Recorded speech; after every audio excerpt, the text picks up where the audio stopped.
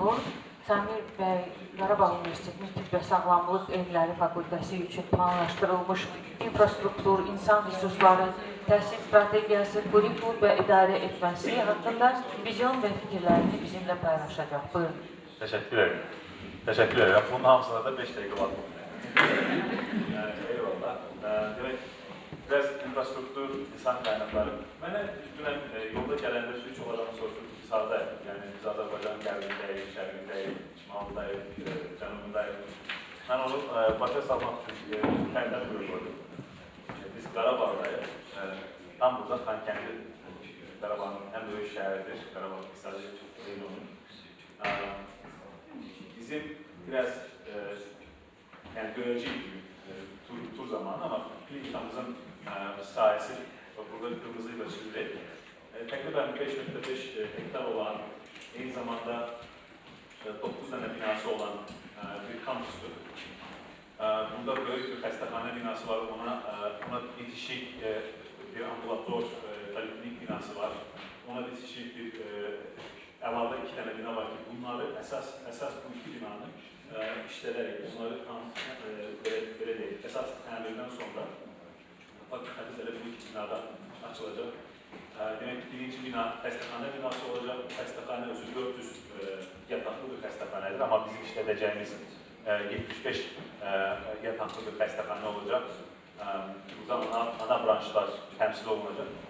Ondan başqa bir təhsil binamız və eğitim tədris binamız var. O da 5000 kvadrat metr civarındadır. O da zirzəmisində bir simulyasiya mərkəzi olan, eyni zamanda tələbə sentrik, yəni friendly dediğimiz tələbəyə uyğun açıq məkanların çox olduğu, auditoriyaların sayısının o kadar büyük olmadığını ama aynı zamanda daha küçük auditoriyaların, daha küçük gruplarla işlemek için auditoriyaların olduğu, administratif bir neçə funksiya yerine getirecek administratif otaqlar, alanlar olan bir tədris binamızdır. Aynı zamanda içinde 2 tane laboratuvar olacak, biri tədris laboratuvarısı, biri elmi araştırma laboratuvarısı.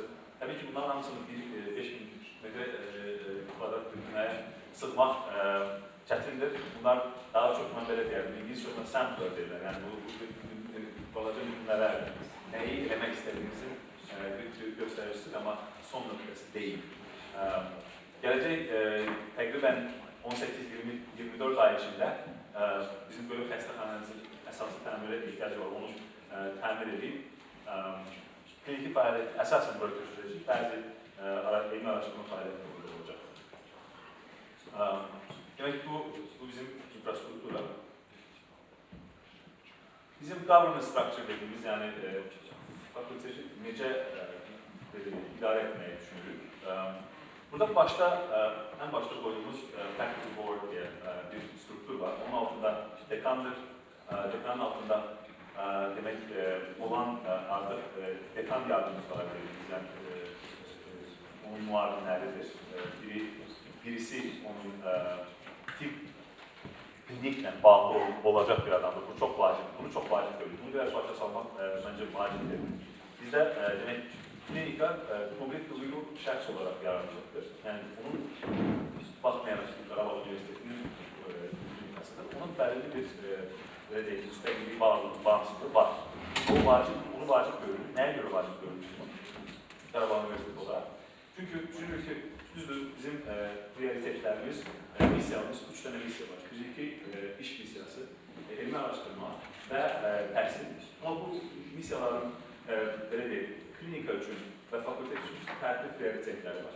Klinika üçün klinik iş, yəni xəstəyə xidmət daha önemli olduğu halda, fakültə üçün, üniversitet üçün təhsil daha qabağa çıxır. Ona göre bunlarda belə hem bir ayrılık, aynı zamanda birlik de vaciptir. Ona göre fakülte tarafında dekan yardımcılarının bir tanesi hem de aynı zamanda başhekim olacak xəstəxanə. Bu əlaqələndirməni tutmaq üçün. O bir taraftan bizim dekan yardımcılarımızdan biri education, yani təhsil tədrisə sorumlu olan olacak. Onun da altında demek departmanlarda bizim ana bilim dalları, Türkçe'de səslensək, ana bilim dallarının sayəsində az saxlamağı düşünürük. Yəni sadəcə cərrahi, tıp, bir də temel bilimler, yəni basic sciences. Yəni belə deyək də kafedra sayımız çox az olacaq. Bu hər tərəfdə əmək mənasında çox vacibdir. Yəni olan əlimizdə resurslar sonsuzdur, devlətimizdə çox böyük resurslar var. Amma onları düzgün işlətmək üçün belə bir qərara gəlmişik ki, kafedra sayılarımız da az olacaq. Fikir verdinizsə, fakültetin özü də belə baxanda başqa universitetlərdə adətən tibb fakültəsi həmşirəlikdən, publik sağlıqdan, bunlardan hamısına ayrı-ayrı olur. Burada bir proqramda olmasının səbəbi də olur ki, biraz həm yığcam olsun, həm inteqre olsun və eyni zamanda genəlikdə olsun açıkçası. Bu da vacib faktordur. Onlara görə bizim demək 2 dənə programımız olacaq fakültetin altında. Biri həmşirelik programı, biri də tibb programı. Təbii ki, burada ayrıca fakülte sekreterliği durur. Bunlar dekan ofisi, sizin hanınız dekan ofisi necə işlədiyini bilirsiniz, amma bilməyənlər üçün bunlar həm tələbələrə, həm hocalarımıza dəstək olacaq qrup. Ondan başqa bizim Excellence Center dediğimiz, yəni müəllimləri müəllimliyi öğrenecek bir strukturdur. Bu çok vacib strukturdur. Burada geniş imkanlardan istifadə etmeyi düşünürük. Yəni burada bir grup olacaq ki, onlar Qarabağda, burada əsasən olacaq, amma onlara əlavə olaraq advisor dediğimiz, yəni məsləhətçi bir grup, daha böyük bir grup, dünyanın hər yerindən bu işdə iştirak edəcək. Təhsil strategiyalarımızdan danışsaq, demək, strategiyalar çoxdur. Hamısını bir-birinin üstlərini keçək, biraz çox vaxt var, amma əsasən nəyi önəmli görürük bizim şərtlərdə? Səriştəyə əsaslı tibb təhsili, təhsili də həm də qiymətləndirməsi, qiymətləndirmə buradadır. Səriştəyə əsaslı tibb təhsili hamımızın ən azından eşitdiyimiz, bildiyimiz bir şeydir. Səriştəyə əsaslı qiymətləndirmə mənim üçün çox vacib olan tərəfdir. Burada da bəzi metodlar var. Məsəl üçün, bu modern olan Entrusted Professional Activities dediğimiz EPA çox vacib bir alətdir. Bu nədir? Mən məsəl üçün klinisyen olaraq bir tələbəni qiymətləndirəndə, mənə səriştə deyəndə biraz çox açıq bir bu xəstə profesional, bu tələbə profesionallığını necədir? Bu tələbənin biliyi necədir? Çox belə geniş, uzun suallar var. Amma EPA dediyimiz dəyərləndirmə sistemində Entrusted Professional Activities bunun həkim olaraq hamımız, yəni həkim və həmşirələrimizdə olaraq hamımız bildiyimiz, məsəl üçün siz təzə həmşirə ilə gəlib işləyəndə, onun məsəl üçün mən bu otaqda olmasam da bu işi görə bilər səviyyəsi var. Mən hər bir işinə bir gəlib üstündə durum səviyyəsi var. O səviyyələrin fərqləri dediyimiz elə EPA-dir. Bu EPA-ni də strateji olaraq biz mütləqə öz strategimizdə görürük. Təbii ki, etik və peşəkar təlim dediyim kimi, yəni bu yəni təkrar dedik etika, bu çox vacib elementdir. Bunsuz mümkün deyil. Biz yəni hamımız xəstə olmuşuq ya da xəstə olacağıq. Özümüzün ən çox güvəndiyimiz sağlığımız kiməsə belə deyək, güvənərək gəlirik həkimin, həmşirənin yanına. Ona görə ona tam güvənmək mənasında onun etik olması çox vacibdir. Yəni belə deyək, hər Qarabağ Universitetində bugünə qədər danışdığımız bütün mümkün əməkdaşların 3 dənə şeyə baxırıq. Birincisi etik olmasına, ikincisi biraz zəka olması, zəkisinin yüksək olmasına, üçüncüsü enerji səviyyəsinə. Amma düşünürəm ki, ən vacibi etikası burada. Yəni nəyə görə? Çünki etik olmayan, amma zəkası yüksək olan və enerjisi yüksək olan zaman ən təhlükəli adamdır deyə düşünürəm. O yüzden bunu yenidən vurguluyoruz. Demək, proqramımızda aslında məndən çox daha yaxşı Hakan hocamızın anlattığı bölümlər var. Yəni təbii elmlər bölümləri var, peşəkar hazırlıq elmləri var. Bunların içində sərt və yumuşaq bacarıqları yetişdirmək hədəfimiz var.